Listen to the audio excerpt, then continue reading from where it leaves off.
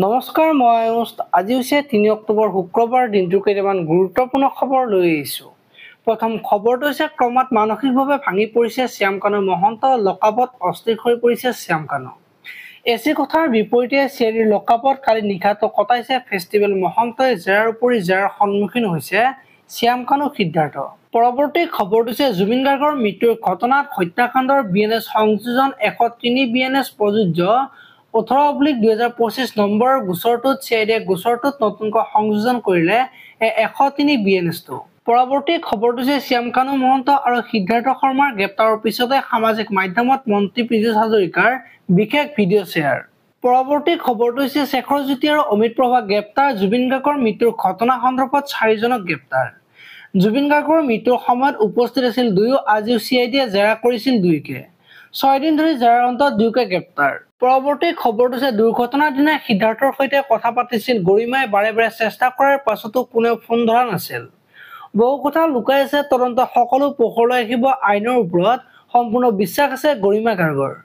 চিকিৎসকৰ ওচৰলৈ নিবলৈ গৰিমাই দিছিল পৰামৰ্শ। তাৰ পাছতে ৰহস্যজনকভাৱে সিদ্ধাৰ্থই কাটিছিল ফোন। এই কথা মন্তব্য কৰিলে গৰিমা শইকীয়া গাৰ্গে। পৰৱৰ্তী খবৰটো হৈছে শ্যাম কানু মহন্তলৈ পত্নী আনিলে ঘৰত ৰন্ধা ভাত। পত্নী অনিতা ডেকাই ঘৰত ৰান্ধি অনা ভাত চিআইডি কাৰ্যালয়ৰ ভিতৰলৈ নিবলৈ নাপালে অনুমতি। পৰৱৰ্তী খবৰটো হৈছে দিছপুৰ থানাত হাজিৰ নীলোৎপল বৰা। সাংবাদিকৰ কেমেৰা ভঙাৰ বাবে দিছিল উচতনি।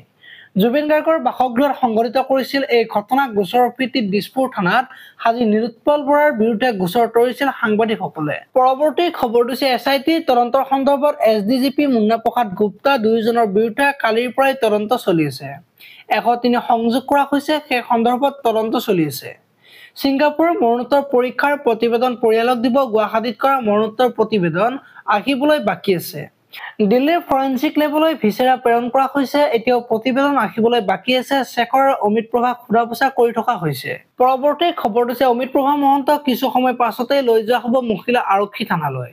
নিশাটো মহিলা আৰক্ষী থানাতেই ৰখা হ'ব অমিত প্ৰভাক। নিয়াৰ পূৰ্বে চিআইডিতে স্বাস্থ্য পৰীক্ষা কৰোৱা হ'ব দুয়োৰে।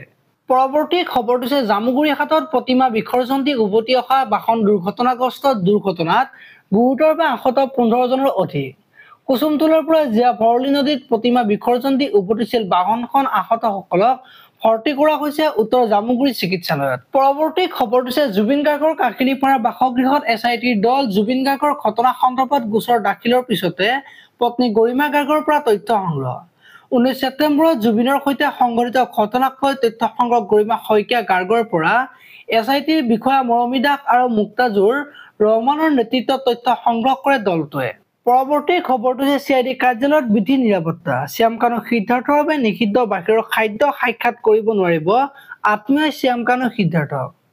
ঘৰৰ পৰা নিয়া কোনো সামগ্ৰী দিব নোৱাৰিব শ্যাম কানু সিদ্ধাৰ্থক। ঔষধ কাপোৰকে ধৰি যিকোনো সামগ্ৰী নিয়াত বাধা। চিআইডি থানাৰ দুটা পৃথক কোঠাৰ লকআপত আছে শ্যাম কানু সিদ্ধাৰ্থ। আজিলৈ মানে আপোনালোকে যদি ভিডিঅ'টো চাই ভাল পালে তেতিয়াহ'লে লাইক কৰিব আৰু এনেকুৱা ধৰণৰ খবৰ মই সদায় পাই থাকিবলৈ চেনেলটো ছাবস্ক্ৰাইব কৰি বেল আইকনটো প্ৰেছ কৰিব। ধন্যবাদ।